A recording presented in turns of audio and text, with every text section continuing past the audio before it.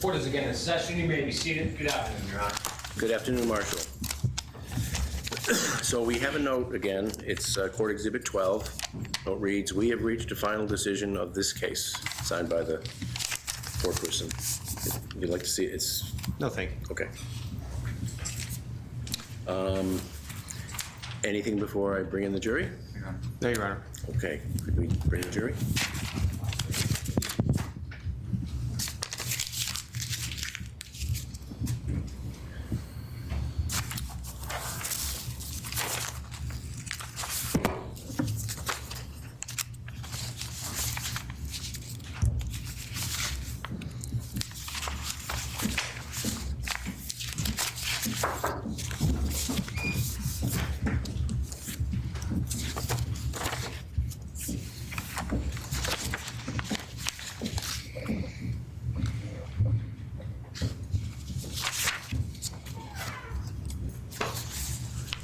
Please be seated.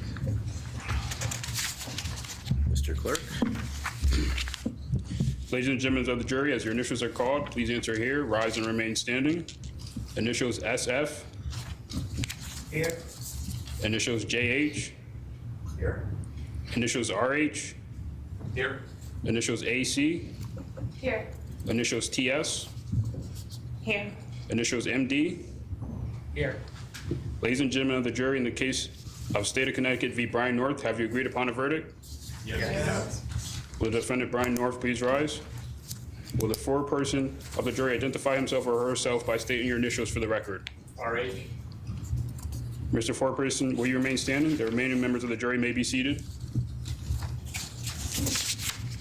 In file number AAN CR 22-0121-580T, State of Connecticut v. Brian North, what say you, Mr. Foreperson? Is he guilty or not guilty on the first count of the crime of manslaughter in the first degree with the firearm in violation of Section 53A, 55, paren A, paren 3, and Section 53A, 55A of the Connecticut General Statutes with which he stands charged? Not guilty.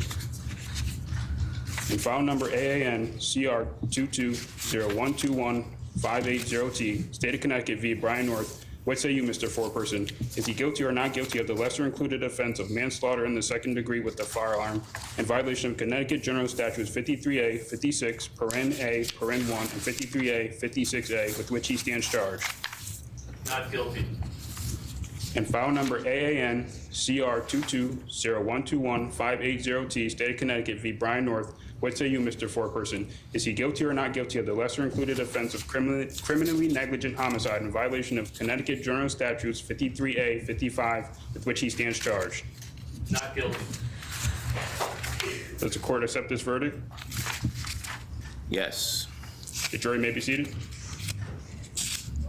Ladies and gentlemen of the jury, please listen to your verdict as it is accepted in order recorded by the court. You, ladies and gentlemen of the jury, each of you do say unanimously that the defendant is not guilty of the crime of manslaughter in the first degree with the firearm in violation of Section 53A, 55, paren A, paren 3, and Section 53, 55A of the Connecticut General Statutes as outlined.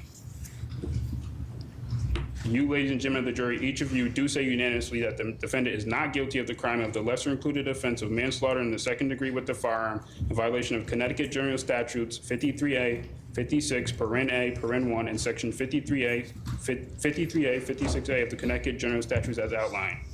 You, ladies and gentlemen of the jury, each of you do say unanimously that the defendant is not guilty of the lesser included offense of criminally negligent homicide in violation of Section 53A, 55 of the Connecticut General Statutes as outlined. Mr. Foreperson, is this your verdict? Yes, it is. Ladies and gentlemen, is this your verdict? So say you all. Yes. Yes. Thank you, Your Honor. Would either of the parties request that the jurors be polled? No, Your Honor. No, Your Honor. All right, then.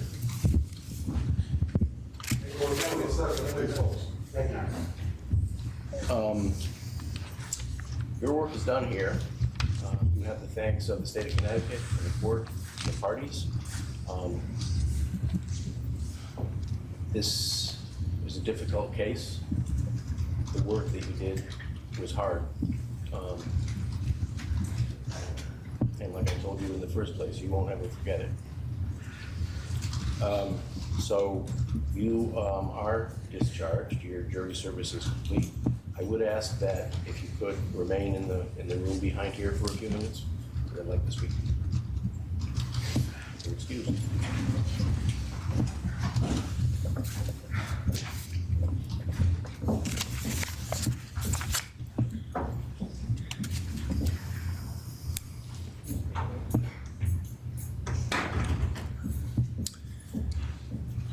Anything from council?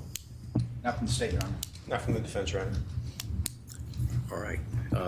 Sir, you have been acquitted. You are discharged. Do we have anything else we need to do here? No, Your Honor. All right, then we are adjourned.